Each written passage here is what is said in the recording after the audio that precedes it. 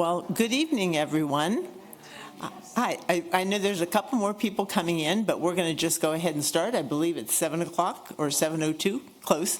Anyway, I'm Colleen Feige. I'm the president of the League of Women Voters of Edina, and welcome to tonight's presentation by another one of our members, Ellen Kennedy, is the co-head of the Edina League of Women Voters Racial and Gender Justice Action Committee, and she's also the founder and executive director of World Without Genocide, a human rights organization. She has a long list of wonderful awards that she has received, and they are available, as you can see, on our website. It's really great to have you, Ellen. Thank you so much for being here, and I'll turn it over to you now, and you can tell us about some of the wonderful awards that you have received. Thank you. Thank you. I'm really honored to be here with all of you tonight to commemorate United Nations International Women's Day, celebrated on March 8th every year, and Women's History Month. This year's UN slogan for International Women's Day is Accelerate Action. And tonight we'll consider ways to accelerate the movement for gender equality. A note about language. Although I'll use the term women, I mean both biological and social considerations and constructions of gender. Women and girls, gender-expansive people, and other groups who are at risk and are marginalized. Thank you to the League of Women Voters Edina and to the State Office for sponsoring my talk this evening. I also thank World Without Genocide staff, Maggie O'Brien, who is running my slides, Rachel Beecroft, Olivia Paulson, who provided data analysis for us, and Randy Markison, whom you'll meet later on, for their technical support with the program. I want to begin with a personal story. I discovered television about 5 years ago. I wasn't a fan previously, and I strictly limited my kids' viewing when they were little. And then I found Netflix. And to me, that was all that great stuff that streams. I binge cozy mysteries, murder mysteries without much blood, no serial killers, no child abductions, and neat solutions in 45 minutes. Think Miss Marple. One series that I've watched is Murdoch Mysteries. Have any of you seen it? I see a lot of nods. It's set in the early 1900s in Toronto, Canada. There's 17 seasons and 308 episodes. I could have gotten a Ph.D. in astrophysics in the time that I have spent watching Murdoch Mysteries. The time that I have spent watching Detective William Murdoch figure out who done it. In season 8, here's a spoiler alert, he and Dr. Julia Ogden finally get married. Finally. She was the Toronto City coroner, and this was quite unusual because women weren't even admitted to medical school in Canada until 1885, and that was shortly after they were admitted in the U.S. Dr. Ogden is smart and beautiful. Detective Murdoch is smart and handsome. They talk about being a modern couple because, after all, it's the beginning of the 20th century. And that means he's all in when she decides to run for Parliament.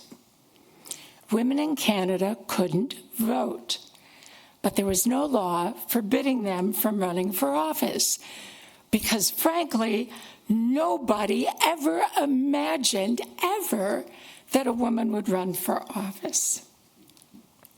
Detective Murdoch's boss, brash and bullyish Inspector Brackenreed, is outraged. To have a detective whose wife is making a public fool of herself, he says, will shame his entire department. Brackenreed confronts Murdoch, and he orders him to tell his wife to stop. Murdoch replies that he supports his wife, and in fact, he's going to vote for her. Brackenreed's face gets scarlet with anger. He shouts at Murdoch, "She's your wife, man. You tell her what to do. She's your property." Women were indeed property. Femme covert, the term you see on the screen, was a legal concept in both the United States and Canada. It is derived from British law of the Middle Ages. This doctrine holds that a married woman was a femme covert, a woman covered by her husband, with no legal personhood of her own.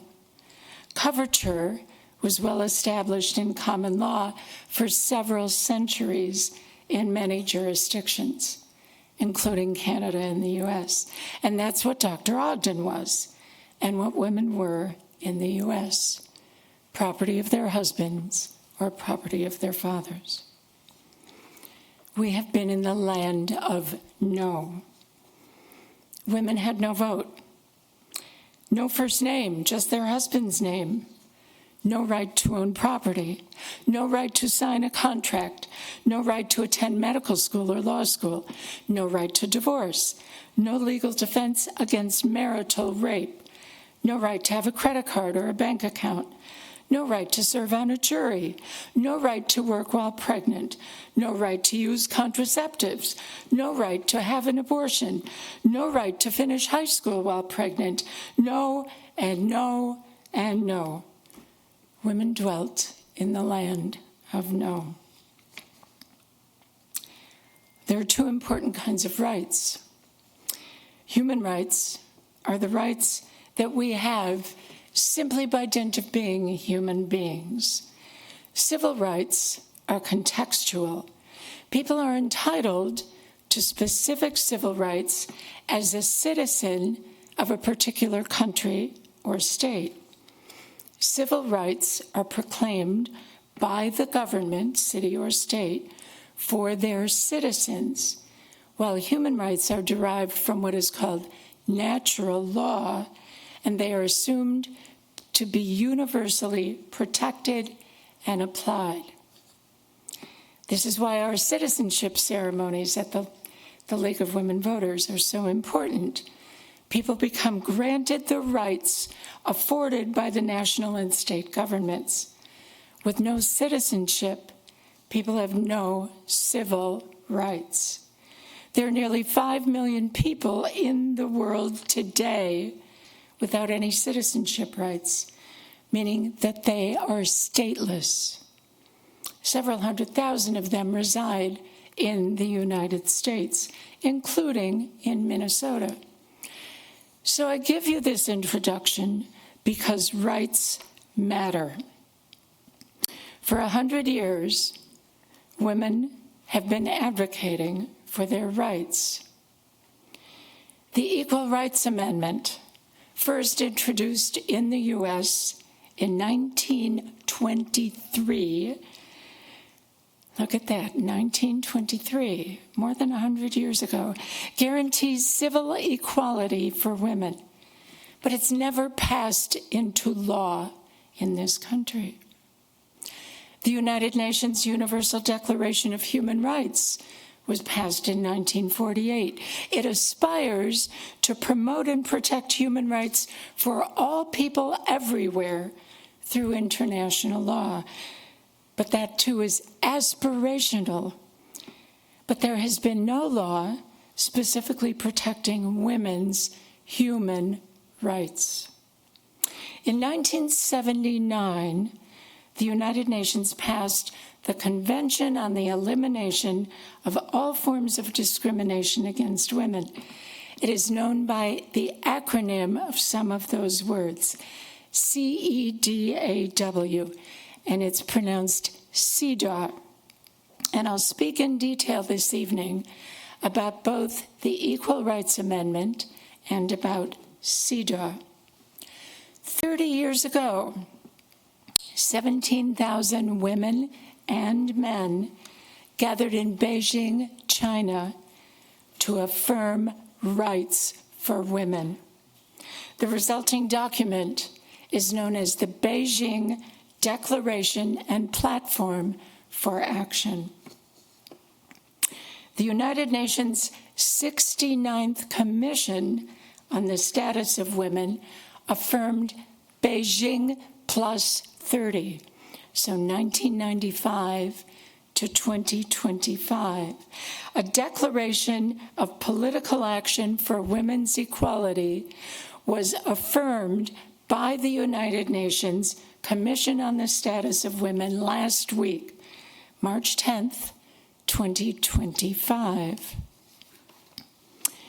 The Commission on the Status of Women was held March 10th through 21st, so it has 2 more days yet, at UN World Headquarters in New York.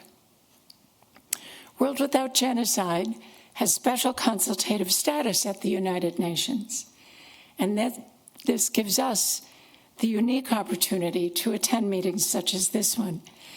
And we were there last week, our delegation of 5, as you see highlighted, with 9,000 people meeting at UN headquarters in New York. This room is the General Assembly Hall where the opening session was held. And as you see, the focus was on strategies to advance equality at a time of backlash around the world against gender. UN Secretary General Antonio Guterres gave the opening address, decrying what he calls the poison of patriarchy and the masters of misogyny who are dismantling women's equality and women's rights. The agenda at the Commission on the Status of Women addressed major areas of increasing inequality for women, violence against women and girls, the digital divide. Women must have access and training in technology in order to have parity in jobs and economic development. The disproportionate poverty of women. A need to respond to the unique situations of Indigenous, rural, and minority women. And critically, women must have a seat at the table for policy and for peace. We gave talks at this meeting on women's vulnerability in genocides and other mass atrocities, and in ecocide, which is environmental destruction, because the climate crisis is not gender neutral. I want to focus on women's rights in the United States. I'm going to look at issues from the judicial bench, then economically and politically, and then we'll look at women's safety and security. In 1855, Missouri versus Celia, it was decided that a Black woman is property without the right to defend herself against a master's act of rape. 1873, Bradwell versus Illinois, the United States Supreme Court ruled that a state can exclude a married woman from practicing law. 1952, Hoyt versus Florida, the Supreme Court upheld Florida rules, making it less likely for women than men to be called for jury duty, because after all, a woman is still regarded as the center of home and family life. 1965. This one is, to me, utterly appalling. Griswold versus Connecticut. The Supreme Court finally, 1965, overturned one of the last state laws prohibiting the use of contraceptives by married couples. 1972, Phillips versus Martin Marietta Corporation. Our Supreme Court outlawed the practice of private employers refusing to hire women with preschool children. 1974, the Cleveland Board of Education versus LaFleur. The Supreme Court finally determined that it is illegal to force pregnant women to take maternity leave on the assumption that they're incapable of working in their physical condition. That was 1974. And that issue affected me in second grade. That's me. That's little Ellen with my favorite teacher, Mrs. Fattanti. She came to my birthday party when I was 8 years old. Mrs. Fattanti became pregnant that year, and she was forced to quit teaching. So these are not abstract issues. These are issues that affect or affected all of us in this room in some way. The next picture, I love this one. I'm with my dad in the 1960s. Dad was a surgeon and a fearless advocate for people's rights, especially the rights of women and girls. And these issues affected him directly. Dad was on the local school board. The board was asked to decide the fate of a high school girl who had become pregnant and wanted to stay in school. The board voted overwhelmingly to expel her, with my father's lone dissenting vote. He was enraged, and he said to them, "I'm a doctor. Trust me, being pregnant is not contagious. If you force this girl to drop out of school, you will ruin her future." He lost the argument, and the girl lost her future. And a story about me. I was in college in that picture, an undergraduate at the University of Michigan. I lived in an honors women's dorm. And I don't say that to brag. I say that to describe the students in that dorm. We were serious about our studies, and we all had aspirations of professional careers. But life happens. And even in that group of 100 top students, life happened. And everyone knew the girls in the dorm who could help to arrange an illegal, dangerous, backstreet abortion in neighboring Detroit, because birth control for women unmarried under age 21 was illegal. And of course, this was years before Roe v. Wade made abortion legal. There is talk today by some members of the federal government of bringing back the Comstock Act of 1879. That law made it a federal offense to transport by mail or other common carriers, which today would include UPS, FedEx, Amazon, what were called obscene materials. What were obscene materials? Contraceptives, information about contraceptives, and any article, instrument, substance, device, drug, medicine, or anything that could be used to produce an abortion. Terminations are now fully illegal in 19 states now in 2025 in the United States. Gee, the land of no. It's right here, isn't it? The late President Jimmy Carter's words must be our touchstone for the future. I have become convinced that the most serious and unaddressed worldwide challenge is the deprivation and abuse of women and girls. That is heart-wrenching, isn't it?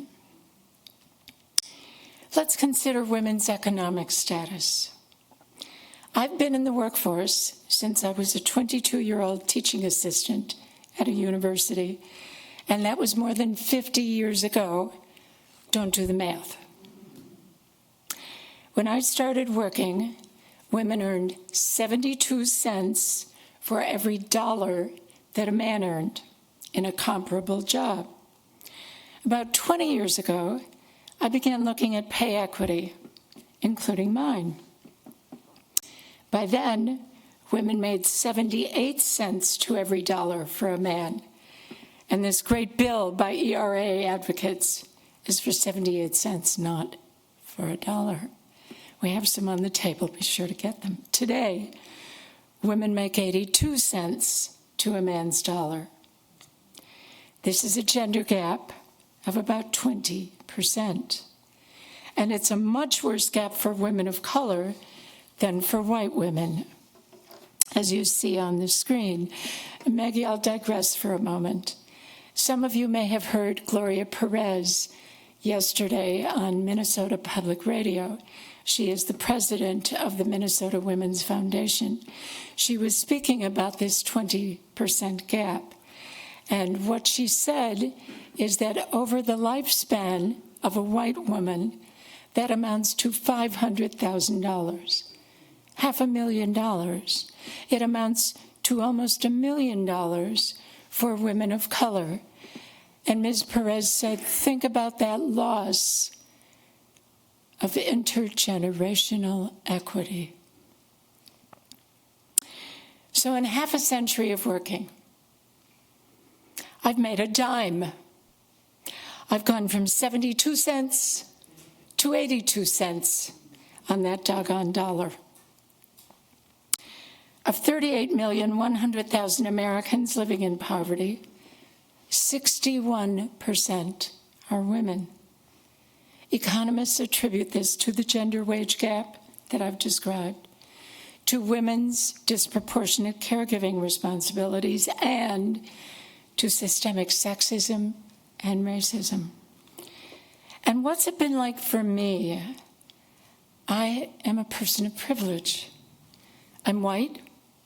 I'm in good health. I'm extremely well educated. What's it been like for me with this half century of work? For 20 years, I taught in a college of business at a mid-sized university. I was in a 10-person department, and I was the only woman.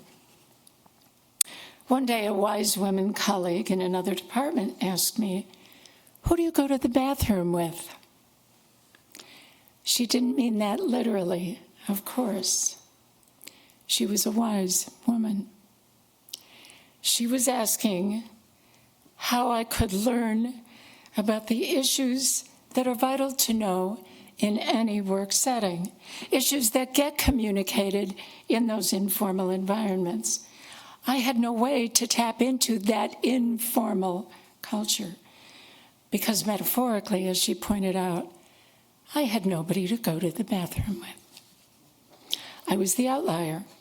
I was white like my colleagues with the same very privileged education and the same work experience. But I suffered a huge deficit because of my gender identity. But imagine the intersection of other identity characteristics, particularly of race, and the exponential disadvantage that that brings.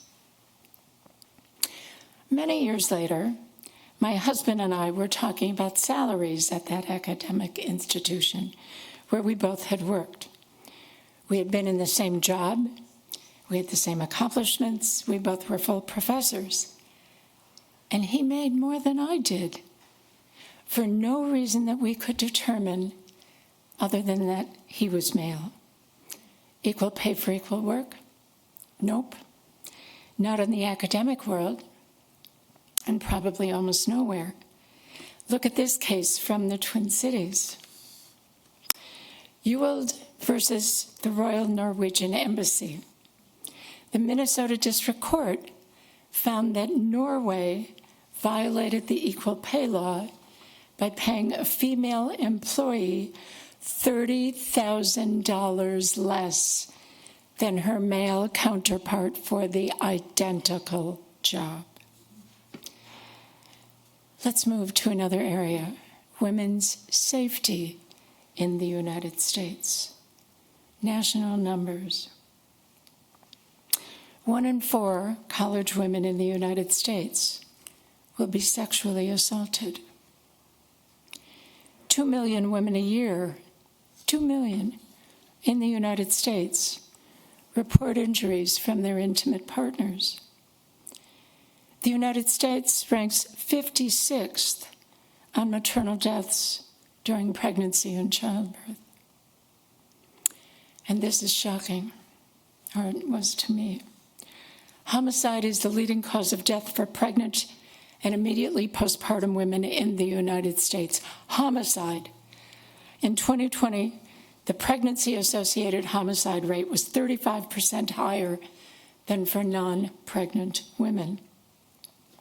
Higher than for the 3 other causes of high blood pressure, hemorrhage, and sepsis.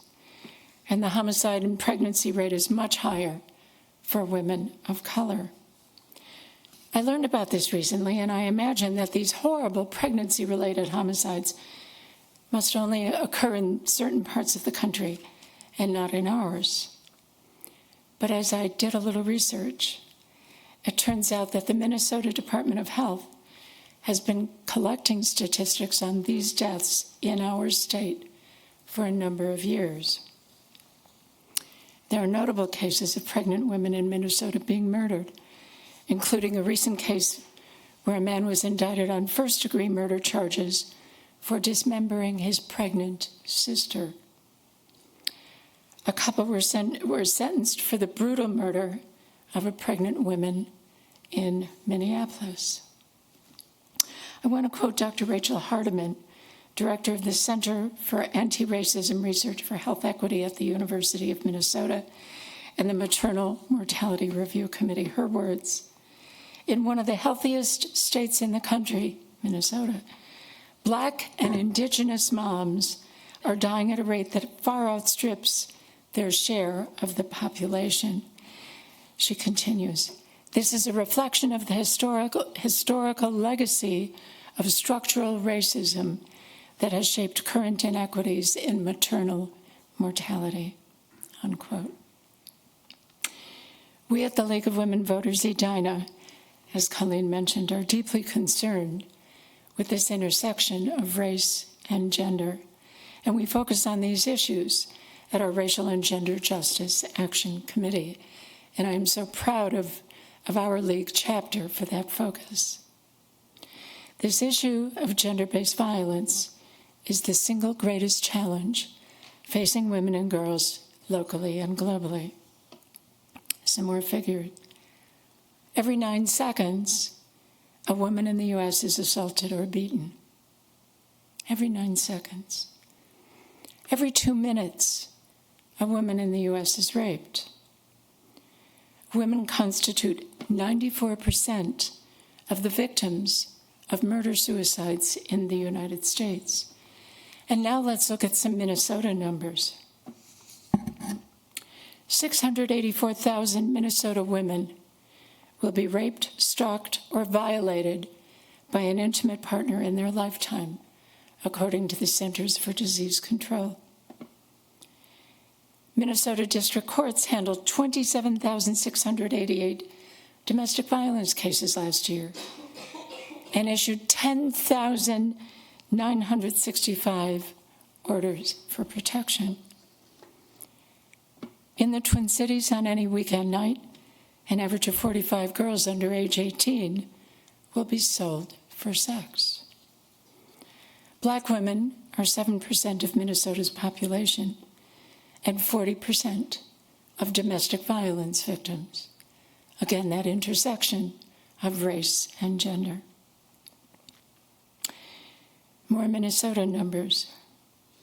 At least 685 Minnesota women, 685, were murdered by intimate partners in the 30 years between 1989 and 2018. At least 440 people were sexually assaulted on Minnesota campuses in 2020. 440. That's more than one every single day of the year, including Sundays and holidays. These are reported assaults. It's estimated that more than 60% of all sexual assaults are never reported. Victim survivors, as we call them, are afraid of reprisals from their attackers, or they fear they won't be believed by the police, or they're too deeply traumatized to come forward, or they're frightened for their family's safety. This is a Minnesota report. It gives 5 years data for the state. Look at the number in red, the most recent year, left-hand side. There were 7 reported rapes a day. 1 rape almost every 3 hours in Nice, Minnesota. There were almost 12,000 reported rapes in that 5-year period. And remember, 60% go unreported. Now, let's look at Edina. If we look at a decade of reports for Edina, 2009 to 2018, the totals are nothing short of shocking. And these are cases reported to the police. Criminal sexual conduct, 295. Domestic assaults, 851. Prostitution, 47. Human trafficking, 20. And prostitution and human trafficking are more recent totals.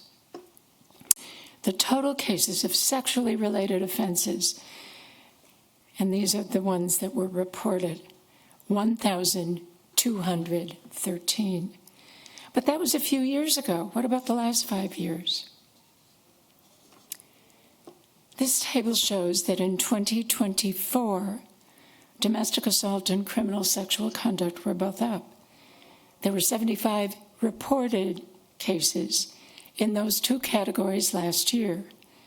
And this isn't including other categories of sexual violence, rape, trafficking, or prostitution, for which my team and I do not have the data. This is Edina. This is Edina. This is shocking. Let's look at another area of women's equality, or lack thereof: political representation. Women constitute 50.5% of the population of the United States, and therefore we should be 50.5% of Congress, of our state legislatures. Let's look at the data.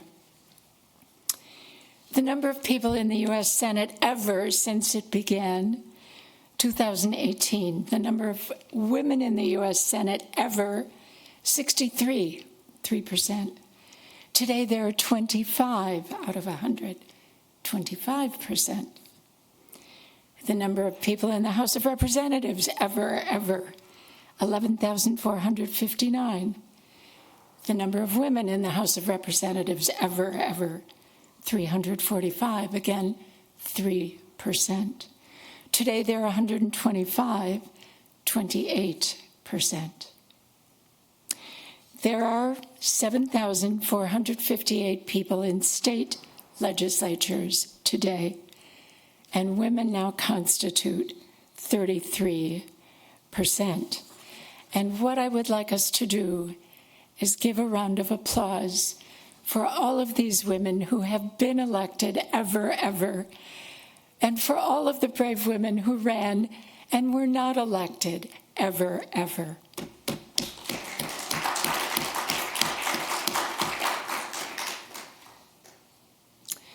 What I've highlighted are national figures showing women's disadvantages economically, socially, and politically.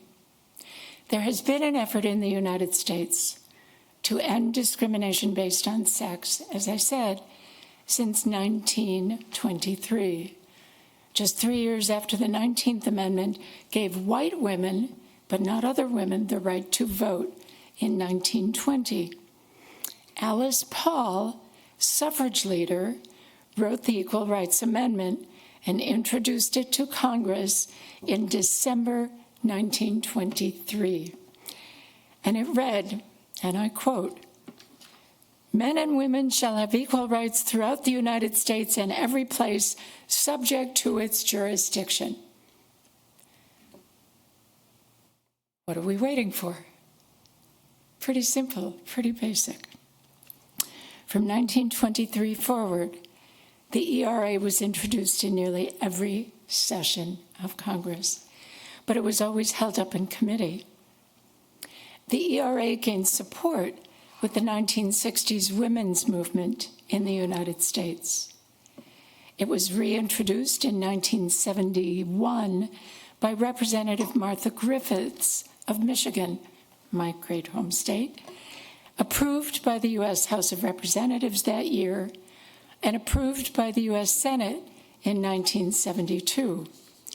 It then went to state legislatures. It had to be ratified by at least 38 states, as provided by Article 5 of the Constitution of the United States. There was a 7-year ratification deadline, 1979, that was later extended to 1982. Both deadlines passed, with the ERA still 3 short of the necessary 38 states. So what's the big deal? Is the ERA even necessary? Certainly I've painted the dark landscape facing women today, but couldn't existing laws just finally be enforced to address these injustices? The 14th Amendment to the Constitution contains what is known as the Equal Protection Clause. And this guarantees equal protection of the laws, but the clause originally never applied to women.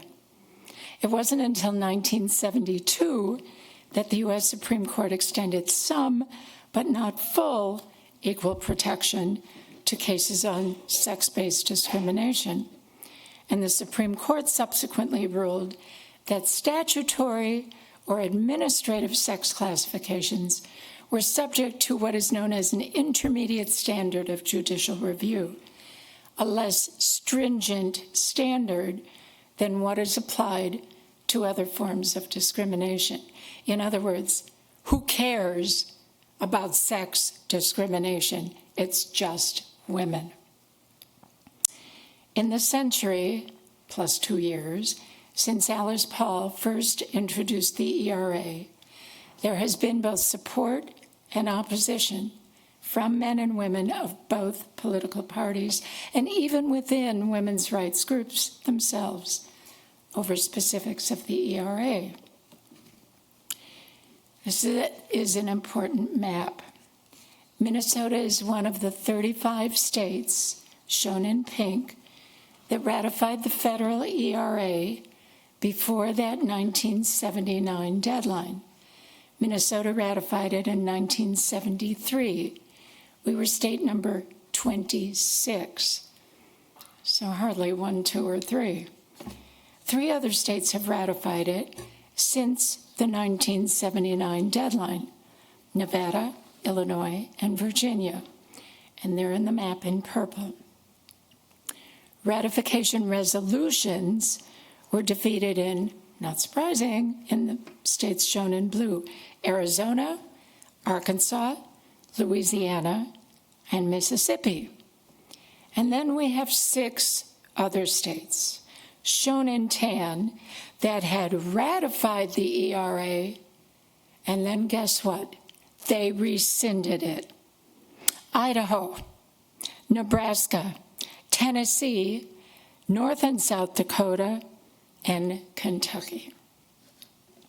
In February 2024, so a little over a year ago, the American Bar Association, always referred to as the ABA, passed what is known as Resolution 601, supporting the implementation of the ERA, stating that a deadline to ratify an amendment to the Constitution is not consistent with Article 5 of the Constitution. And they went further. They said that under Article 5, States are not permitted to rescind prior ratification. These are the lawyers of our country in their national organization. There have been back and forth lawsuits on these issues of ratification and rescission, as it is called. This is interesting, what you see on this slide. On December 15th, 2024, 120 Democrats in the House of Representatives sent a letter to outgoing President Biden. They argued that both the deadlines and the rescissions were illegitimate, in other words, just what the American Bar Association said, meaning that the ERA has successfully been passed by 38 states. They urged President Biden to direct the Archivist of the United States to immediately certify the amendment as part of the Constitution. And then there were a few weeks while that political term concluded, and Trump has now fired the archivist. States have gone forward. States have passed their own equal rights amendments. A state bill offers protections despite what might occur at the federal level. 28 states have adopted constitutions or constitutional amendments providing that equal rights under the law shall not be denied because of sex. Most of these provisions mirror the broad language of the federal ERA, while the wording in others resembles that equal protection clause of the 14th Amendment. What you see on the screen, the dark blue states, 28, have equal rights amendments. The yellow states have some protections. The light blue states, which include Minnesota, have efforts to try to pass an equal rights amendment. And the gray states, primarily in the southeast of our country, have no equal rights amendments and no current action. ERA Minnesota is led by the amazing and unstoppable Betty Folliard. She has advocated for a state ERA since 2014 as an amendment to our state constitution. Since 2014, it has never passed in our legislature. I've testified for it many times, as I'm sure a number of you have as well. If it passes in our legislature, it would then go to voters in Minnesota in a statewide ballot initiative. So this is where we are. I've described national and state efforts to promote women's equality and equal rights, and to address the discrimination and the violence that are so widespread in the United States, in Minnesota, and in our own community. What does this look like at a global level? Global statistics. The World Health Organization documents that 1 in 3 women will experience violence from an intimate partner in her lifetime. 1 in 3. Last year, 85,000 women were victims of a crime known as femicide. They were murdered solely because of being female. 60% of those murders were perpetrated by intimate partners. 80% of the people significantly harmed by climate disasters through displacement, increasing poverty, and sexual abuse are women. There has been global activism for women's rights, and it was developing throughout the 1960s, just as it was developing in the United States. And globally, it led to the first World Conference on Women. This was held in Mexico City in 1975. I was not there. I wish I had been. There was no definition of discrimination against women and no legal instrument to eliminate discrimination against women in all areas of life. So this led to the development of the convention that I mentioned briefly earlier, the Convention on the Elimination of All Forms of Discrimination Against Women, CEDAW. It is known as the Bill of Rights for Women. It outlines women's equal rights, and it requires countries, known as states in global parlance, to take action to achieve gender equality in 4 areas: political, economic, social, and cultural spheres. The United Nations Commission on the Status of Women, so that meeting that we were able to attend last week, drafted CEDAW years ago, and the United Nations General Assembly adopted CEDAW in 1979. It was created to address the systemic discrimination that women face globally and to promote women's full participation in society. CEDAW's core principles, 3 simple sets. First, substantive equality. Women should be equal in all areas. Second, non-discrimination. Third, state obligation. The government should work to promote equality and non-discrimination. There are 6 specific parts to CEDAW, and we have copies of the CEDAW instrument on the table out in the foyer. There are a total of 30 articles. It's very brief. Part 1 is an overview of the areas that CEDAW addresses. As I said, political, social, economic, and cultural fields. And states are urged to take all appropriate measures to implement CEDAW, including passing any relevant legislation. And then the next 3 parts of CEDAW, parts 2, 3, and 4, provide details. Part 2, this focuses on equality in the political and public sphere. For example, the right to vote, to participate in government, and to acquire, change, or retain nationality, equal with men. We know that right now, the SAVE Act in Congress can potentially disenfranchise some women voters in the U.S. And Colleen has an article in our local newspaper today about the SAVE Act. The SAVE Act would require voters to prove their citizenship with a passport or other document, such as a birth certificate. And if there is a name discrepancy, the person will be unable to vote. So think about this. For women whose names are different now from the names on their birth certificate, perhaps because of marriage, as Colleen wrote about in her article, for her own name and my name as well, unless we have a passport or other citizenship-based document, we can be turned away.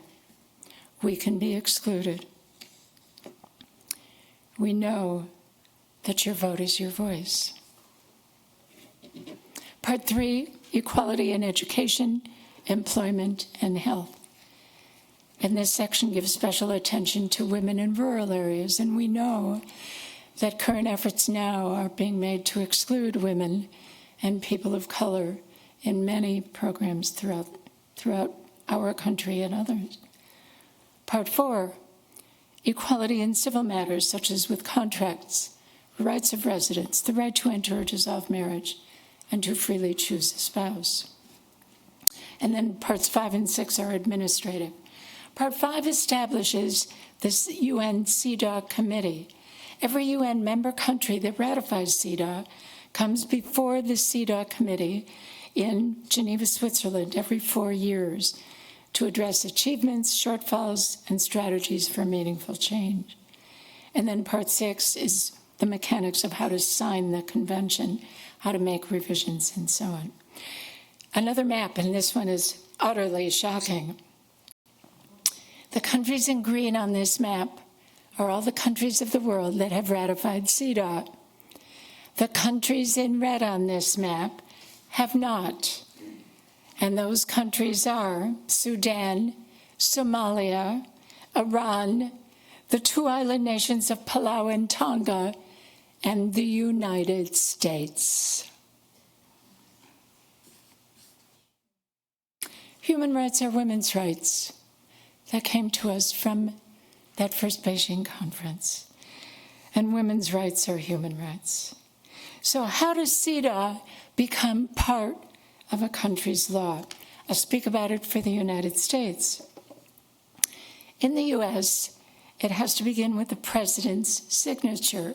He or she then sends it to the Senate Foreign Relations Committee. If a majority of that committee approves it, a simple majority, then it goes to the US Senate. It doesn't go to the House of Representatives. Only the Senate votes on international treaties. In the Senate, it needs 67 yes votes. The Obama administration supported CEDAW, but there's been no advocacy recently in the Senate Foreign Relations Committee or in the Senate. So very quickly, CEDAW's history in the US. In 1980, not surprisingly, the Carter administration signed it. 1994, the Senate Foreign Relations Committee finally voted on it. 13-5, it passed with a bipartisan majority. 2012, the Senate Foreign Relations Committee supported it again. 12-7 bipartisan vote. But it didn't go to the Senate in either of those cases. There were meetings of senators in 2010, 2011, and again in 2014, with men and women of both parties urging support. But it's gone nowhere. I want to discuss some of the obstacles to ratifying CEDAW. The first is what we call U.S. exceptionalism, the belief that we, the United States, are above international conventions and treaties. We are the shining light on the hill. We don't need to participate in these global efforts. We are the leader of the world, despite ratifying only 5 of the 11 major human rights conventions. Second is what I call the no Proxmire obstacle. Many of you, no doubt, remember the great William Proxmire from Wisconsin. Senator William Proxmire advocated for the Senate to ratify the Genocide Convention. It was passed by the United Nations in 1948, but our Senate never took it up for reasons that are obvious. There was a fear, of course, of being excoriated for treatment of indigenous and Black people. But Senator Proxmire persevered. He gave 3,211 speeches, a speech a day, every one unique, on the floor of the Senate for 19 years before it was finally ratified by our Senate, 40 years after it was ratified by the United Nations. And there's been no real CEDAW advocate. Nobody in the Senate is speaking up and speaking out for women in our Senate. And third, there are misunderstandings and myths about CEDAW, and I'll speak about these quickly. Myth 1, ratification would give the international community too much power over U.S. law. Fact. Bills to implement CEDAW provisions would have to be passed in the House and Senate to make it part of U.S. law, like any other issue. Myth 2, discrimination is defined too broadly in CEDAW. Implementation would result in frivolous lawsuits. Fact, the same strict standards would apply to sex discrimination claims that apply to other discrimination issues. CEDAW wouldn't result in frivolous lawsuits any more than challenges to race discrimination, for example. Myth 3, CEDAW will destroy traditional family structure by redefining the roles of men and women. Fact, and you'll see it in the CEDAW document. CEDAW does not regulate family life. CEDAW urges states, and I quote, to adopt education and information programs to eliminate prejudices and practices that hinder women's full social equality, unquote. Myth 4, CEDAW encourages abortion. by promoting access to family planning. Fact, CEDAW intentionally does not address abortion. Countries where abortion is illegal have ratified CEDAW. Examples include Ireland at the time that CEDAW was ratified, Burkina Faso, Rwanda. The United States State Department has certified that CEDAW is abortion neutral. Myths about CEDAW. CEDAW's impact around the globe. The single most important impact is that passing support for CEDAW gives women and men a stronger incentive to support equality, to end violence, and to provide services for those who need them. Some examples of CEDAW's impact around the world.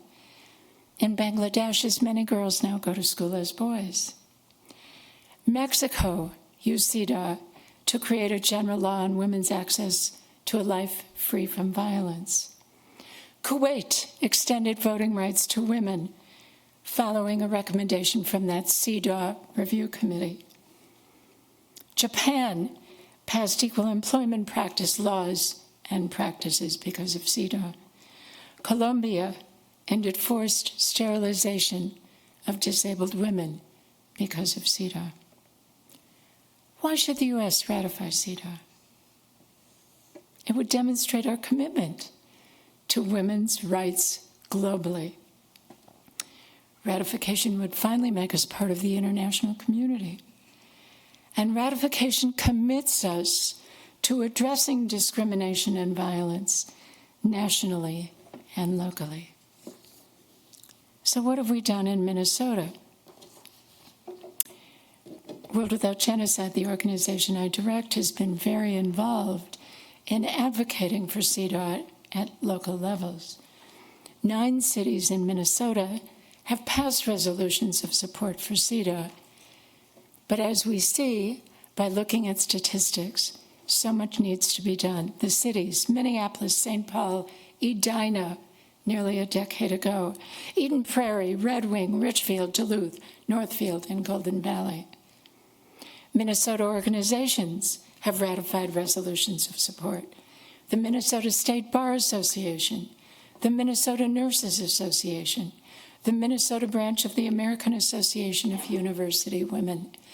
Bringing this issue forward highlights these terrible issues of inequality and injustice and encourages people in municipalities and in the state to think more broadly about what can be done and what is most needed and what is most appropriate.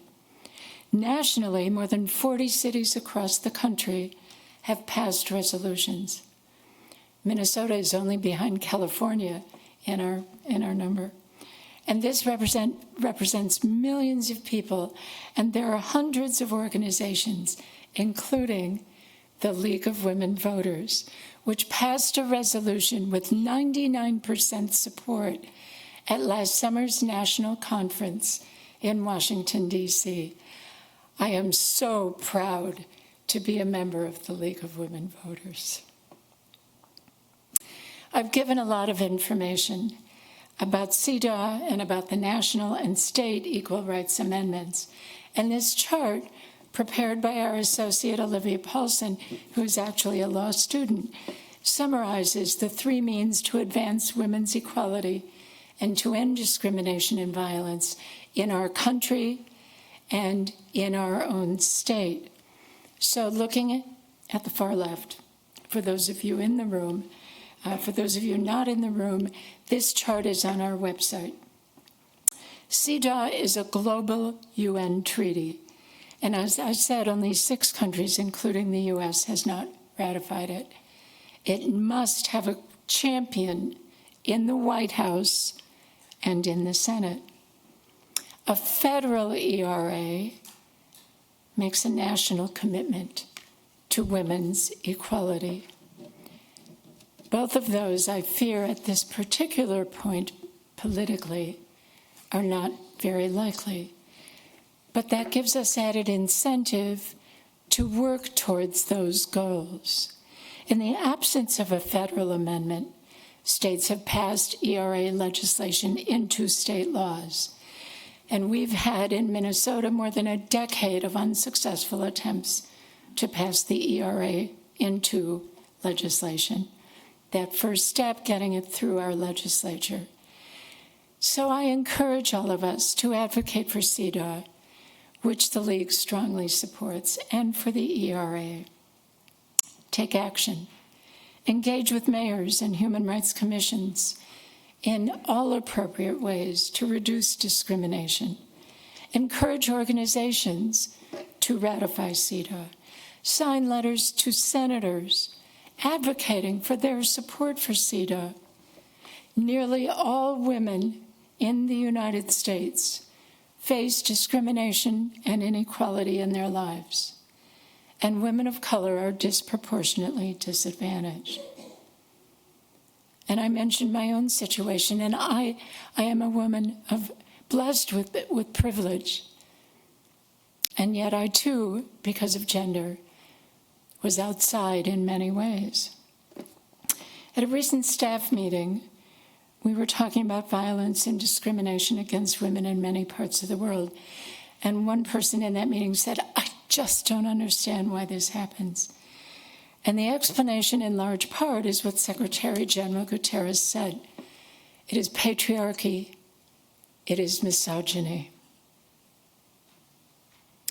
Misogyny is the hatred of, the contempt for, or the prejudice against women. It is a form of sexism used to keep women at a lower status than men, and keeping that control by a patriarchy.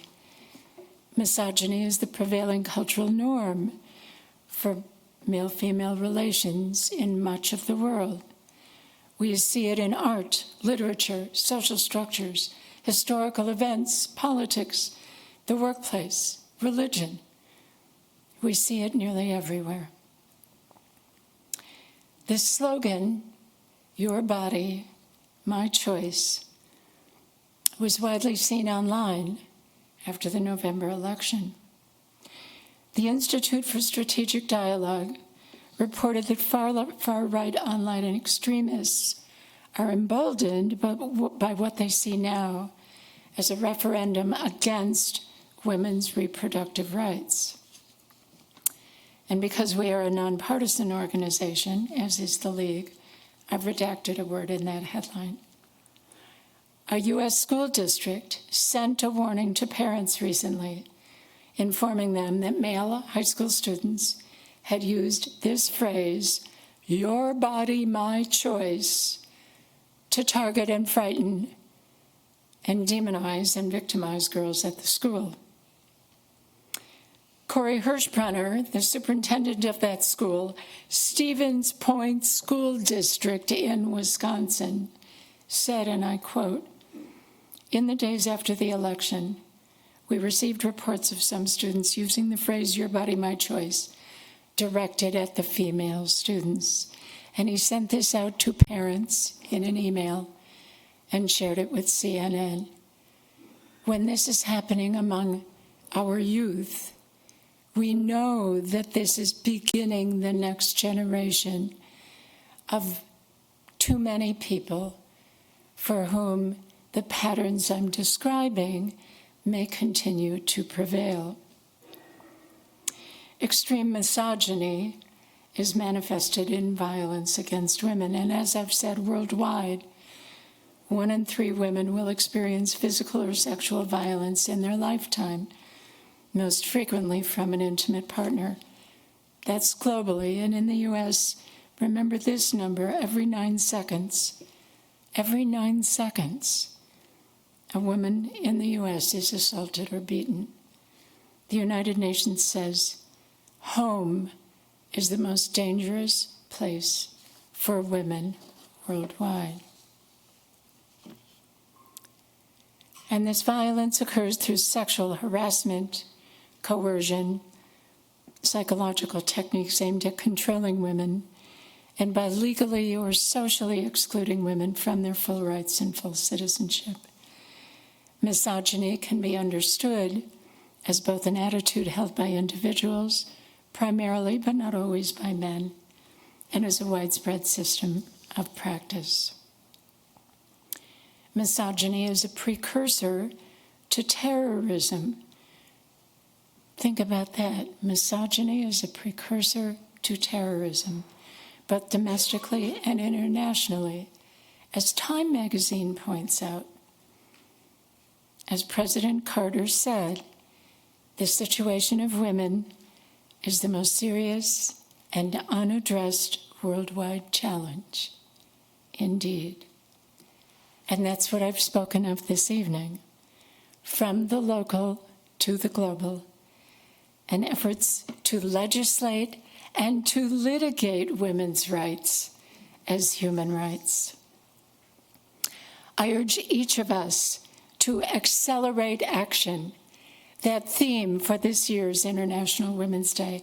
Choose at least one issue: employment, violence, justice, political representation, reproduction, misogyny, support for the ERA statewide, nationally, and for CEDAW nationally, and support any opposition to voting suppression, especially to voting suppression embedded in the SAVE Act that will disproportionately disenfranchise married women.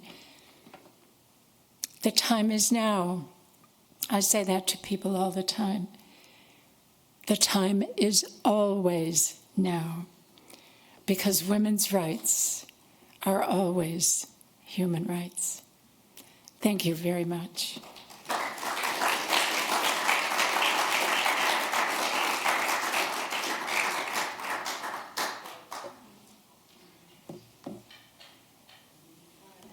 I'm happy to take questions, and I think Randy Markison will collect cards from people who have questions.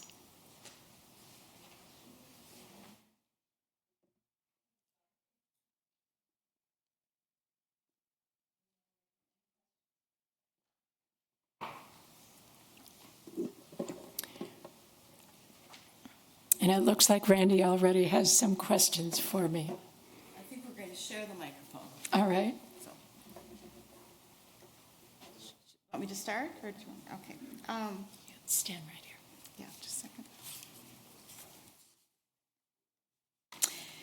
Compared to many European countries, the U.S. has far fewer women in elective offices. Why might this be?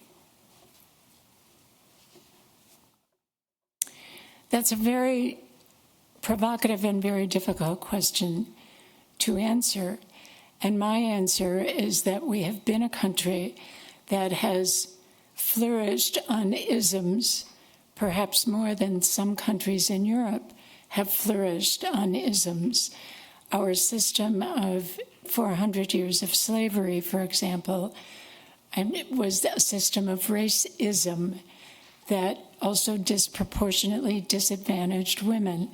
I shared that first example from the bench, at which a slave was not a person able to defend herself against a master's act of rape. And embedded within some of these isms is also this issue of sexism.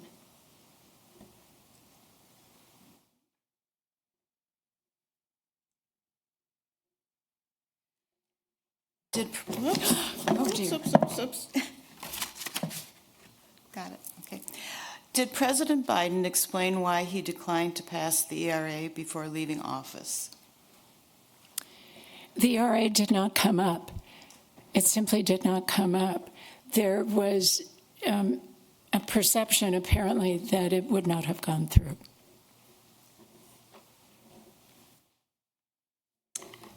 Oh, my goodness, I'm determined to knock this over.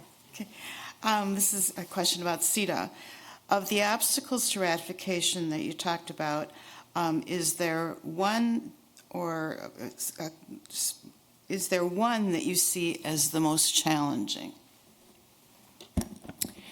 We advocated for CEDAW in a number of civic spaces in Minnesota, as I've shared. And what often comes up in some of these discussions is a real reluctance to say we are willing to give women equality.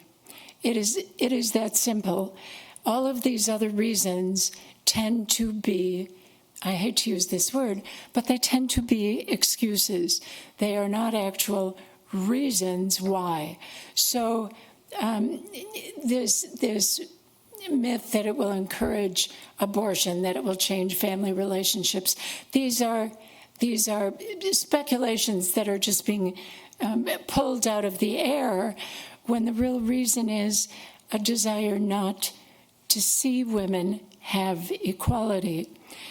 The single biggest reason that we are seeing for the gender backlash now, that Secretary General Guterres spoke so eloquently about at the United Nations last week, and that is so widespread in the United States right now, is because women have been making progress. Women have been making progress, and women now, because of that progress, are being erased. The presence of women on various websites of various, I'm mindful of being nonpartisan, of various offices and bureaus and so on, the presence of women and of other targeted people, those statements, those presents are taken down. This is Women's History Month. Pretty soon there will be no vestige of women's history left in federal space. In federal space. I'm sure you're all aware, for example, this is a parallel example, that the big Black Lives Matter mural on the mall in Washington, D.C., was jackhammered away last week, erasing that presence. There is a remarkable monument to the brave men on Iwo Jima who erected an American flag, and one of those men is an indigenous gentleman. And the text about him on the website came down, I believe it was yesterday. So there is an effort to erase people, and especially to erase people when it is felt that they are becoming a threat to the hegemony of space that heretofore belonged primarily to white men. There is a perception that the pie shrinks, rather than saying we can lift all boats and we all benefit when all boats rise. So we see very contradictory impulses here. That would be my response. We have two more questions, unless there are other questions.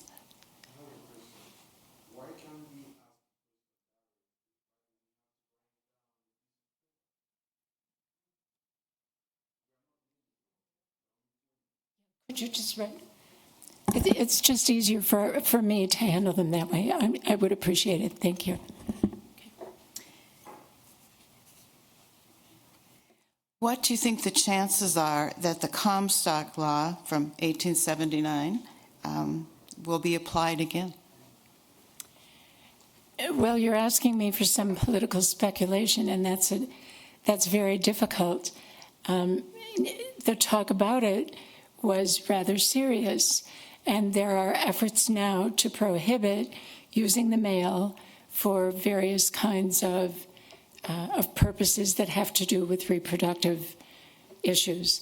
So I think it's an issue that we should watch.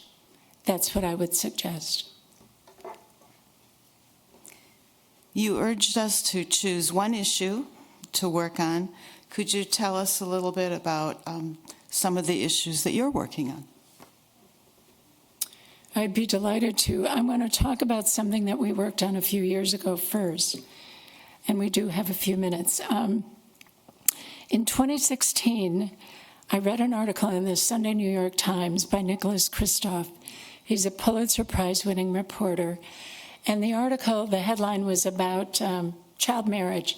And I thought, oh, this will be interesting. This will be about child marriage in Thailand or wherever in the world. And it was not. It was about child marriage in the United States. And Mr. Christoph had developed information on 10 years of child marriage from the year 2000 to the year 2010. So this was the year 2016 when I read it, on child marriage throughout the United States, which at the time was legal in every state. And in some states, there was no limit to the bottom age at which a child could be married. Children in some states were getting married at age 9 for a whole variety of reasons, and that's a whole other conversation.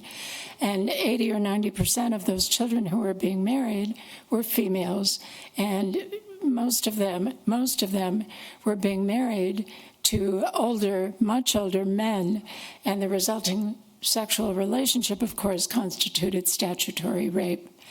And I read that article and I saw stars. I was enraged that this was going on in my country. I was simply enraged. And I'm one of those people who doesn't have an off switch. I had to do something about that. So I called Minnesota Senator Sandy Pappas, who works a great deal on issues of women's human rights.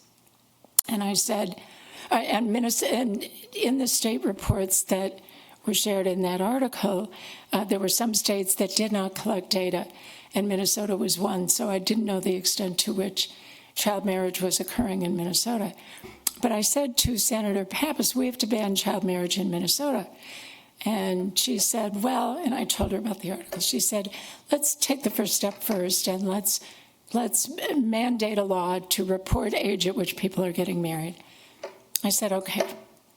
And then she called me back a day later. She said, you know, you're right. You're right. Nobody under age 18 should be married. Now, there was a time when, of course, that was a much more common practice. But I had spent hours doing some research on this after I read that article. And now, of course, the data are very long-term and very clear about the incredibly deleterious impact on girls' bodies before they are fully formed of having children, and of the subsequent difficulty for those newborns as well being born from children, and also of the high divorce rate of those marriages and the multi-generational poverty that ensues and so on. And Senator Pappas said, we're going to do that. We're going to ban child marriage in Minnesota. And we worked on it for 3 years.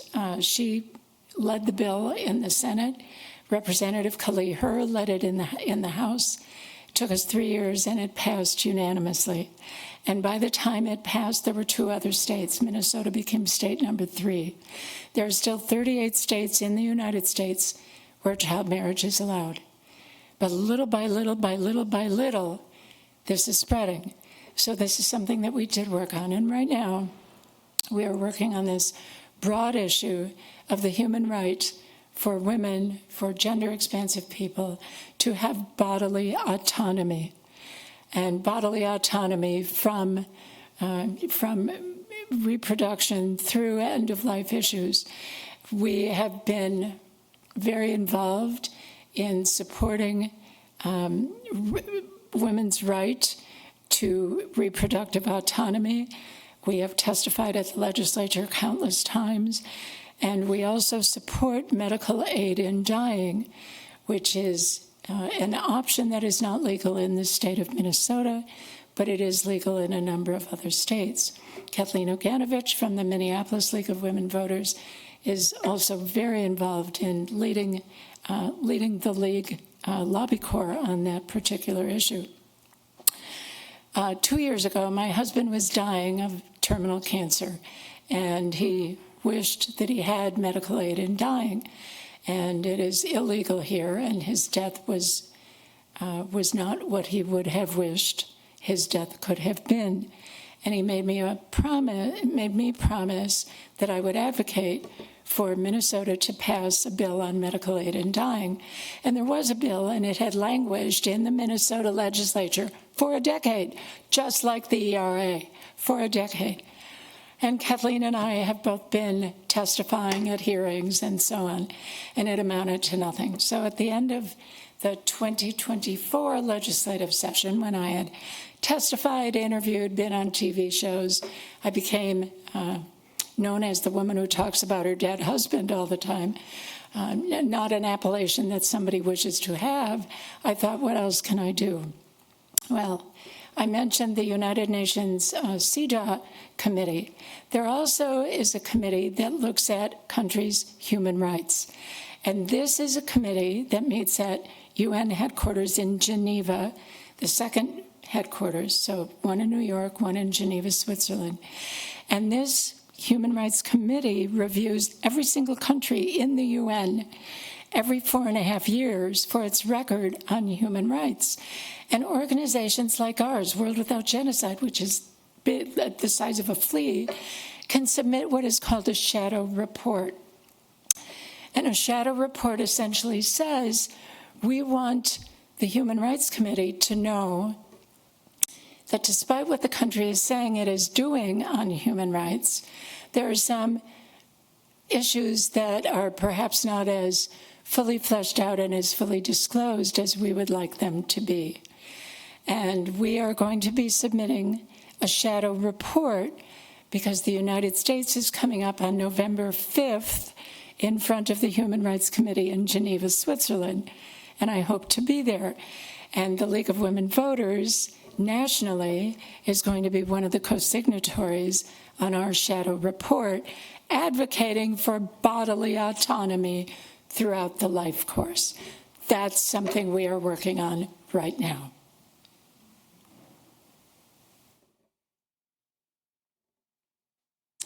The last question. What happened to your second grade teacher? Oh, thank you for asking that. Oh, I still get holiday cards from my second grade teacher. She's almost 100 years old. She wound up, after her children were older, becoming a librarian. There was no law prohibiting women with little kids from being librarians. And she worked as a librarian until last year. When my grandchildren started second grade, she sent them letters. So the second generation of second graders. Thank you for asking that question. I want to thank all of you for being here. Colleen, do you have final words you would like to say? Okay. Accelerate action is the theme. I would be beyond thrilled if you contact me. My information is kennedy@worldwithoutgenocide.org. Contact me if you would like to get involved.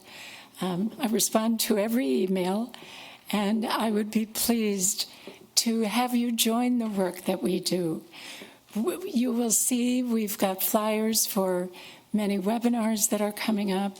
I should say something about the resolution at the legislature. Yes, okay. I have mentioned that the climate crisis is not gender neutral. And at the International Criminal Court, it was this crime known as ecocide, the destruction of the environment, was introduced to be made into the 5th human rights crime on a par with genocide, war crimes, crimes against humanity, and aggression. And I'm very eager to get this introduced in the state of Minnesota. So we have just prepared a resolution that Senator Pappas will read on the floor of the Senate, introducing the term genocide, speaking about environmental devastation in Minnesota. She will do that in early April. So I'm really thrilled. And again, we have that gender connection and particular endangerment of Indigenous people in Minnesota. Work with us on any of these issues. It would be our great privilege to have you with us. Thank you again.